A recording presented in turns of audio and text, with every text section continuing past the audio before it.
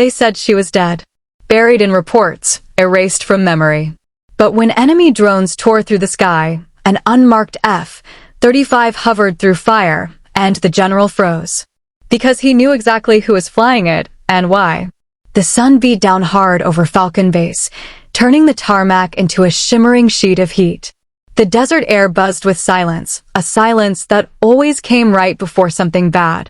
Inside the control tower, radar screens flickered, steady and uneventful.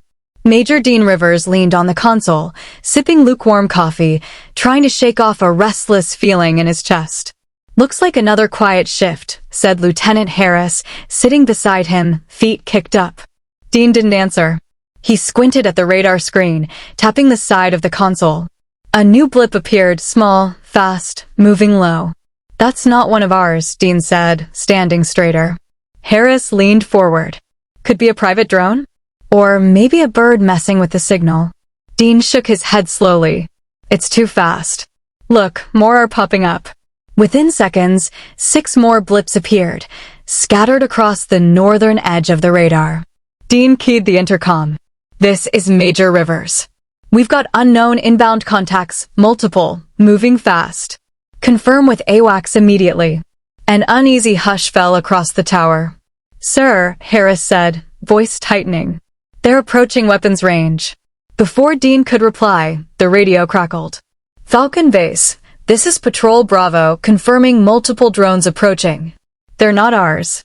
They're armed. Repeat, they're armed." An alarm blared. Lights turned red. The comm broke instantly. "Scramble all birds," Dean ordered. "Sound the full alert." On the runway below, crews sprinted toward fighter jets. Pilots grabbed helmets, bolted up ladders, and engines roared to life one by one. Inside the command bunker, General Nathan Cross arrived, calm but cold. His uniform was perfect. His tone was sharper than the desert wind. "What the hell is happening?" Cross demanded. Dean faced him. "We've got a swarm of unknown drones heading straight for us. Fast movers.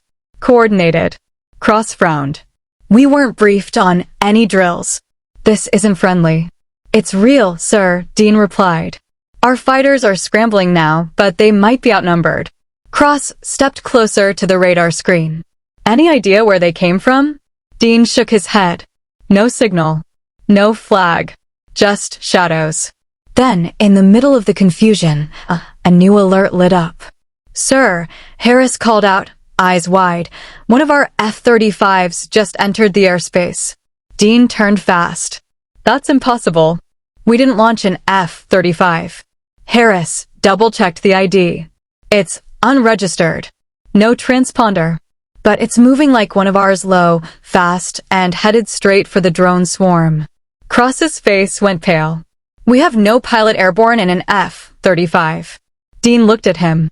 "Then who the hell is flying that jet?" Outside, in the sky above the base, something dark cut through the smoke and flame. Sleek. Silent.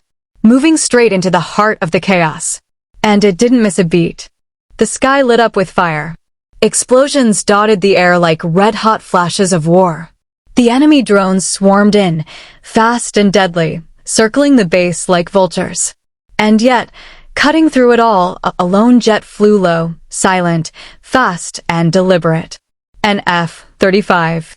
But not just any F-35. Dean Rivers stood at the edge of the runway, headset on, mouth slightly open. "That jet's not on our roster," he muttered into the comms. "Repeat, F-35 inbound is unregistered. No transponder. No call sign. No clearance." Inside the control room, chaos buzzed over radios. "Do we intercept?" someone asked. "Scramble Raptors?" asked another voice. Dean didn't answer. He was watching the jet. It didn't fly like a rookie. It danced through fire. It weaved between missiles and smoke like it belonged in the air, like it had done this before. The jet banked hard left and released a precision missile. One of the lead drones blew apart in a burst of flame. "Holy hell," Harris whispered. "Did you see that shot?" Dean's voice came in low and calm. "That's no rookie flying." In the bunker, General Cross gripped the back of a chair, staring at the feed. The massive screen showed the F-35 ripping through the battlefield, dropping drones like flies.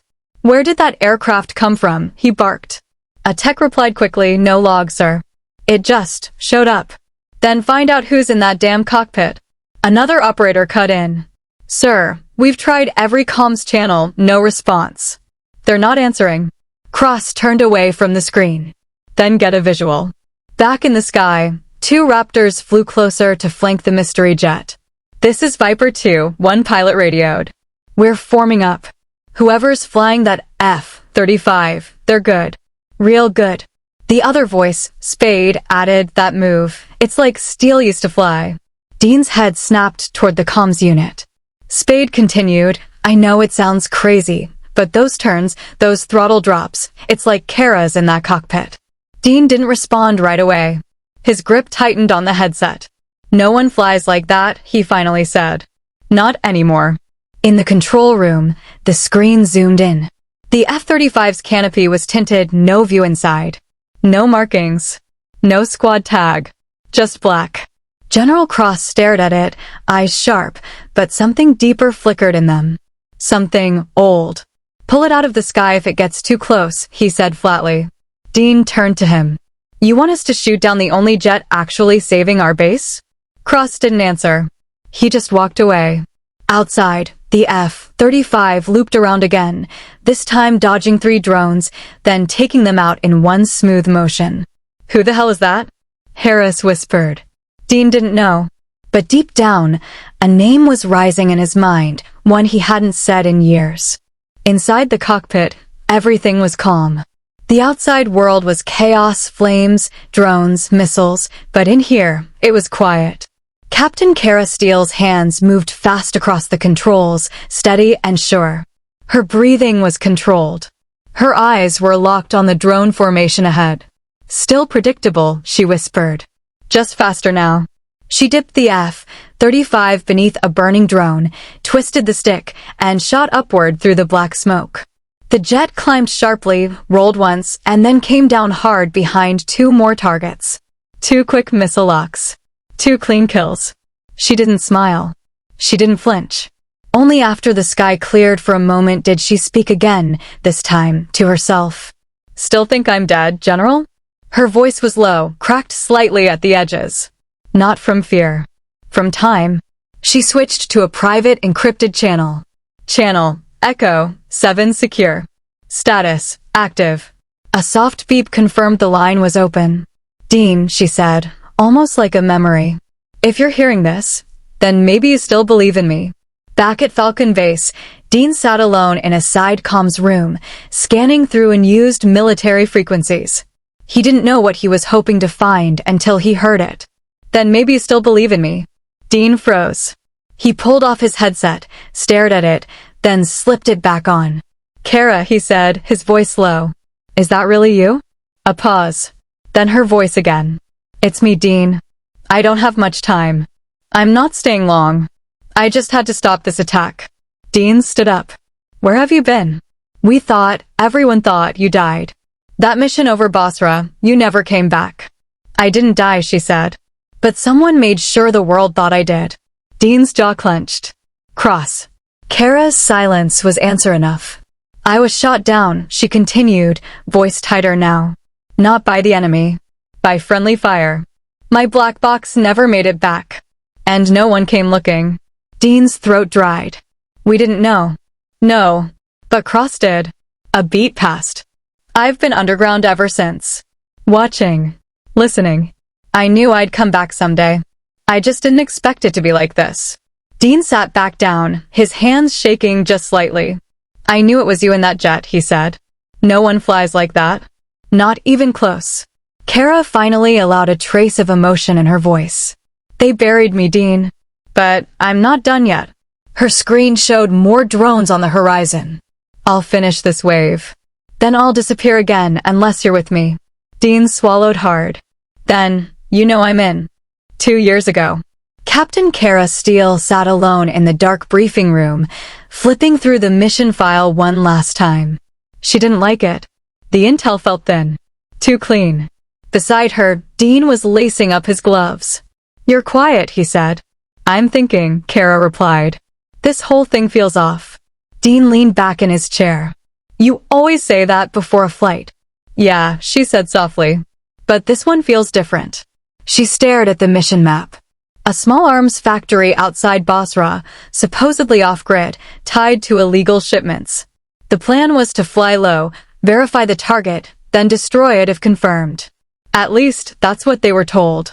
Later that night, as she flew alone through low-cloud cover, Kara spotted the site. Something didn't add up. It wasn't just weapons. There were trucks marked with U.S. seals, American equipment, and people guarding the place didn't look like insurgents. They looked like contractors. She zoomed in with her targeting camera. Her stomach turned. This isn't right, she muttered. This is a black site. Kara switched to her command frequency. Control, this is Valkyrie 1. Confirming visual, this is not an enemy weapons depot. Repeat, not enemy. American assets present. Awaiting new orders. Static. Then General Cross's voice came on, cold and direct. Valkyrie 1, proceed with original mission. Sir, are you seeing what I'm seeing?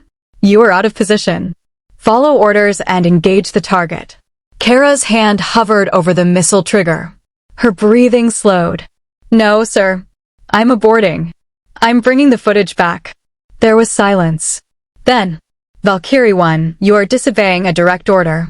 Turn back now. She turned her jet around, heart pounding. Seconds later, a missile alert blared. What the? She shouted, yanking the stick hard left. It wasn't from the ground.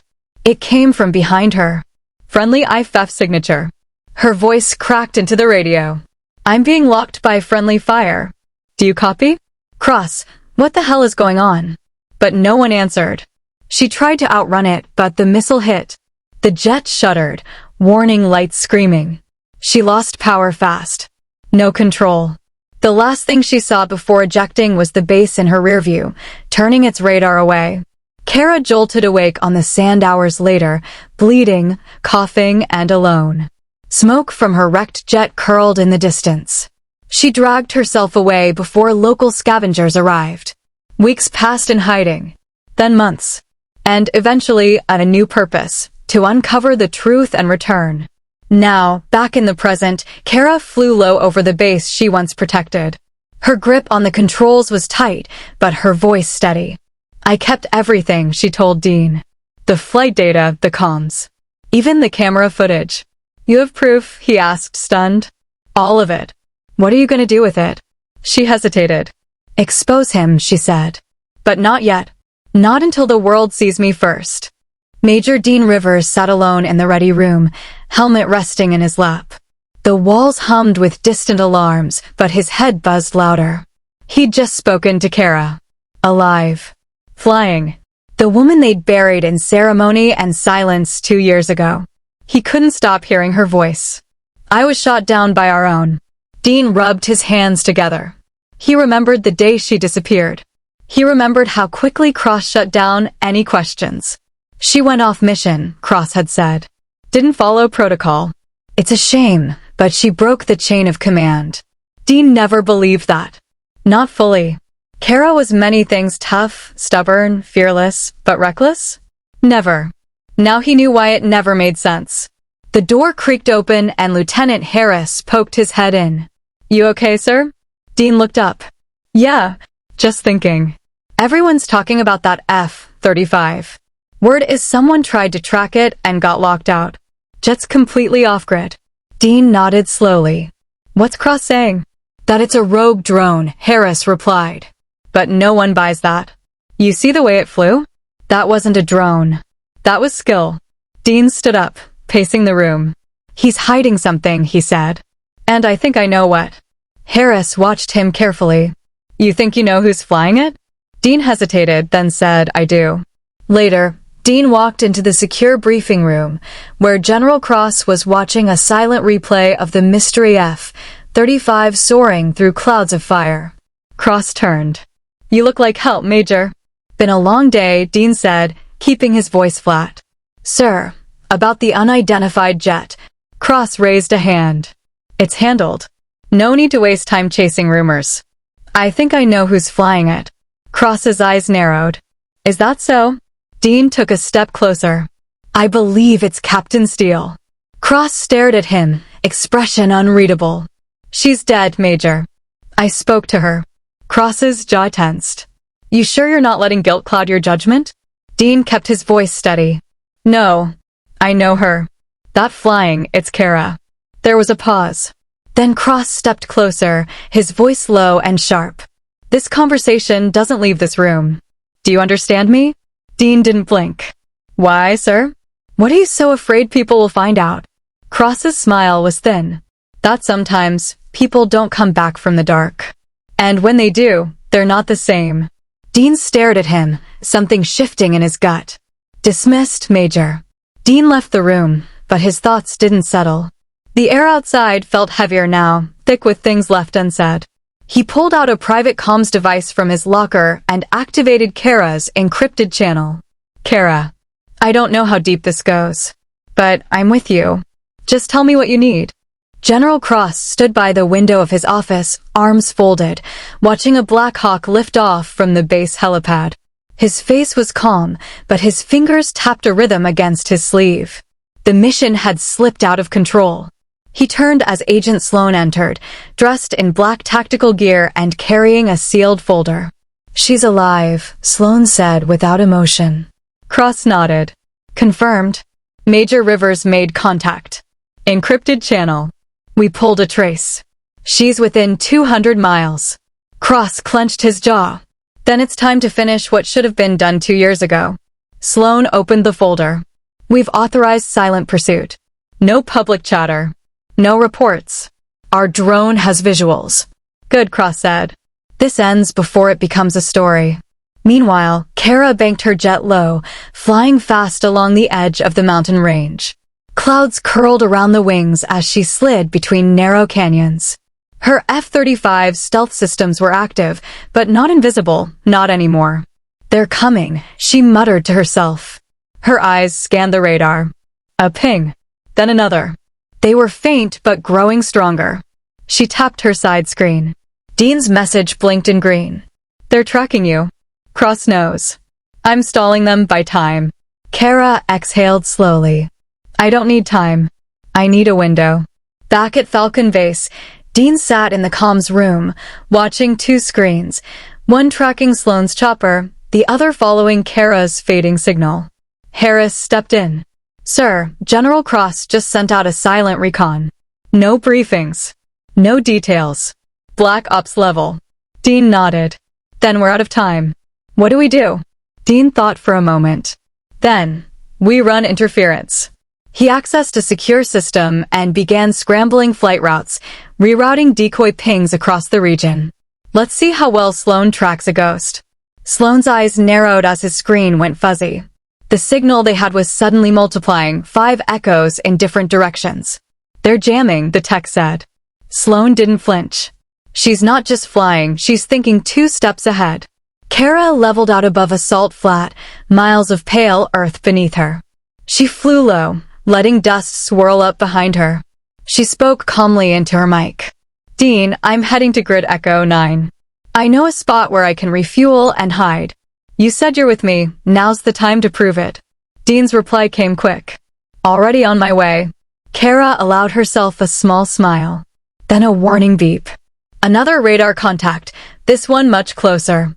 She checked the screen. A Predator drone. Armed. And locked on. She pushed the throttle hard. Let's dance, she said under her breath. A battered hangar stood at the edge of a dried-out airfield, long forgotten by the military and mostly buried by sand. A rusted fence barely held back the desert wind. This was where Kara had hidden off radar, off record. Dean arrived just after sunset, the sky burning orange behind his transport chopper. He stepped out, ducking low, eyes scanning the open ground. Kara waited by the hangar door, flight suit dusty, arms crossed. She looked like a ghost, but not a broken one. You came, she said. Dean walked up, nodding. Didn't think I'd ever see this place again. Same, Kara said. Follow me. Inside, the hangar held a dusty table, a few oil drums, and a rugged military laptop glowing faintly.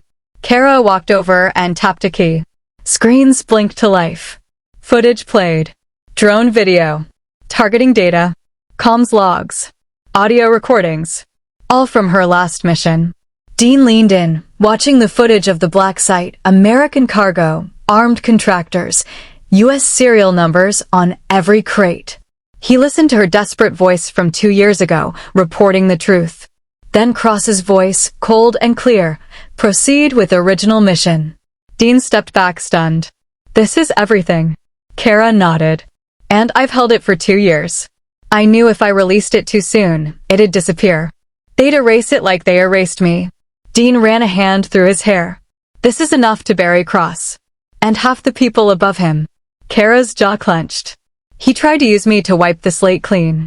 When I refused, he made me vanish. This is my proof. And it's also bait. Dean looked at her. What do you mean? Kara turned to a second monitor. A live feed showed military comms chatter encrypted, but now open. They're tracking me because they think I'll come back angry. Guns blazing. But I don't need revenge. I need the truth in daylight. So what's the play? Dean asked. Kara opened a sealed case and pulled out a portable transmitter. I fly into the next engagement. But this time, the world watches.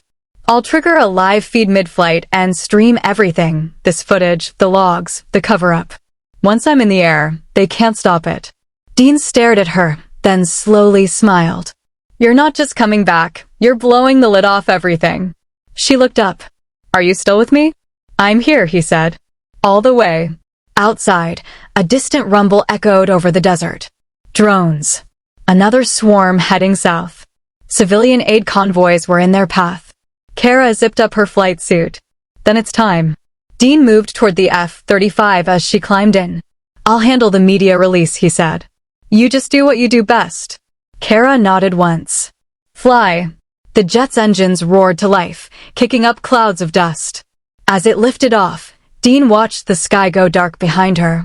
But she was the fire cutting through it. The sky above the southern ridge burned orange as the sun dipped low. Kara's F-35 soared across the desert, hugging the terrain, silent and sleek. Her fingers moved over the controls like she was playing a familiar song. In her ear, the transmitter buzzed. Live feed active. Broadcasting to secure servers. You're on. Dean's voice followed. World's watching, Kara. Make it count. Ahead, dust clouds rose from the horizon, civilian convoys. Unarmed. Vulnerable. And above them, the threat approached. 15 drones. Sleek, deadly, moving like a pack of wolves. They were minutes away from turning those trucks into wreckage. Kara pushed the throttle. Not today, she muttered. She angled up sharply, catching sunlight on her wings, and launched straight into the swarm. The first drone locked onto her. She fired off countermeasures, flipped sideways, and dropped altitude. The drone overshot. She climbed again fast and locked on. Missile away. Target destroyed. Another drone swung behind her. She turned sharply, pulling 6 GS, her breath tightening. The jet responded like it knew her moves before she made them. Boom. Second drone down. The rest scattered, breaking formation. In a military ops room back at Falcon Base, a new video feed hijacked the main screen. Operators froze. What is that? It's her, one tech whispered. She's live streaming the mission. On screen, the cockpit view. Kara's hands. Her flight path. Her voice. And footage of the original black site all feeding in real time. General Cross stormed in. Shut it down. Block the stream. Sir, it's bouncing through international servers. We can't stop it. Cross's face twisted. He turned and slammed his fist on the desk. In the sky, Kara took down 2 more drones with a single maneuver rolled behind them and fired quick bursts. The convoy below honked wildly. Drivers stepped out, looking up in awe. Some caught it all on shaky phone cameras. One soldier yelled, "It's that ghost jet. She's saving us." On a rooftop nearby, a kid raised a hand toward the sky like he could touch her wing. Kara banked right. 3 more drones locked on. Her radar blared. She went vertical, shot straight up, and then dropped into a dive. The F-35 spun like a storm. One by one, she took out the final threats, clean, fast, brutal. Silence fell across the valley. The sky cleared. Kara steadied her breath. "Convoy secure," she said aloud. "No casualties. Mission complete." Dean's voice crackled in. "You're trending across the world. They're calling you the ghost in the fire." Kara let out a breath. Not a laugh, but close. "Let them watch." Her screen flashed. "Incoming message from an unknown source. You've made your move. Now it's ours." She narrowed her eyes. "They're not done," she said. "And neither am I." General Nathan Cross stormed through the halls of Falcon Base, barking orders to anyone who looked his way. "Pull that video off every network. Find the server," he snapped. A young tech stammered, We tried, sir." "It's everywhere." Mirrored across dozens of countries. Civilian networks picked it up too. Cross shoved open the door to the war room, where senior officers and government reps stared at Kara's live feed, now frozen on her footage from the black site. The American flag stamped on the crates. The contractors. The cover-up. "She just declared war on her own country," Cross growled. "No," said a voice behind him. "She just told the truth." Cross turned. Dean Rivers stood in the doorway, arms crossed, a file in his hand. "You have no idea what you've just done," Cross said. "Oh, I do," Dean replied. He tossed the file onto the table. "All your dirty secrets. Communications, mission orders, satellite logs." She kept receipts. Cross's eyes darted to the officers around the table. Some already looked away. Some stared at him with disbelief. "She went rogue," Cross barked. "You all saw it. She ignored orders. She was a threat, still is." Dean stepped closer. "She didn't go rogue. She refused to bomb a site full of American weapons. That site wasn't enemy-controlled. It was one of yours." "Shut your mouth, Major," Cross snapped. Dean didn't back down. "You left her to die to protect your operation. You buried her name. You lied to everyone." A senior officer stepped forward. "General Cross, is this true?" Cross's jaw clenched. "You're all being played by a ghost and a traitor." "Then explain this," Dean said, reaching into his jacket. He pulled out a USB drive and plugged it into the main screen. On the screen, Kara's audio recording from that night. The intercepted command. Cross's voice. "Proceed with original mission. Erase the target." Kara's voice. "Sir, there are Americans on the ground." Cross. "This didn't happen. You're not coming back." Silence filled the room. Cross turned red. "That's edited fake." Dean faced him calmly. "It's not." A colonel stepped forward. "Sir, we're placing you under investigation. Until further notice, hand over your command credentials." Cross hesitated, seething, then threw his badge on the table. "This isn't over," he said. Dean picked it up and set it gently aside. "For you, it is." Outside, Kara's F-35 circled once above Falcon Base. Every camera, every eye, followed her path. She could have vanished again. Disappeared like she did before. But not this time. She switched to open frequency. "This is Captain Kara Steele. 2 years ago, I was shot down by the people I trusted. Today, I flew so the truth could fly with me." Then she turned west, away from the sun, and disappeared over the mountains. 3 weeks later, the skies over Falcon Base were quiet again. No alarms. No scrambling jets. Just the wind sweeping across the runways and the occasional rumble of a cargo plane heading home. Dean Rivers stood by the fence line, hands in his pockets, staring out at the horizon. Behind him, the base had changed. Investigators had come and gone. Cross was gone too, escorted out in silence, stripped of rank. No speeches. No salutes. And Kara? She was nowhere to be seen. But her presence was everywhere. News networks still replayed the footage. Her voice, calm and clear, had been heard by millions. She was a symbol now. Not just of truth, but of survival. Dean heard footsteps behind him. It was Harris, holding a small package wrapped in brown paper. "This came through secure mail," Harris said. "No return address." Dean opened it. Inside was a single photo, faded, old. Him and Kara, side by side in flight suits, grinning after a mission long ago. On the back, scribbled in ink. "You still owe me that drink. K." Dean smiled, small but real. "She's still out there," Harris said. Dean nodded. "Yeah, but this time on her terms." Miles away, in a quiet coastal town, Kara Steele walked barefoot along the beach. No one recognized her. No one chased her. She wore a hoodie, her hair tucked back, and carried nothing but a small duffel bag. The sea air was sharp and clean. It felt honest. She stopped by a bench, sat down, and pulled out a small notebook. Pages filled with names, dates, coordinates. Stories yet to tell. A seagull called overhead. Waves crashed softly on the shore. A young girl nearby pointed at the sky where a small plane passed. "Look, Mom." A jet. Kara watched them, then smiled to herself. She had once believed flying was her only purpose. But now she saw something bigger: truth, freedom, choice. And peace. She opened her notebook and added one more line. "Not a ghost anymore." Back at Falcon Base, a memorial plaque was added to the wall, not one of loss, but of return.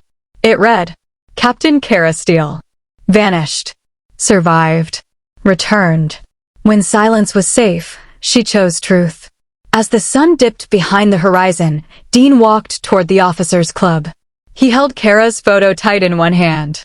He wasn't sure when she'd show up, but he'd keep a seat open just in case.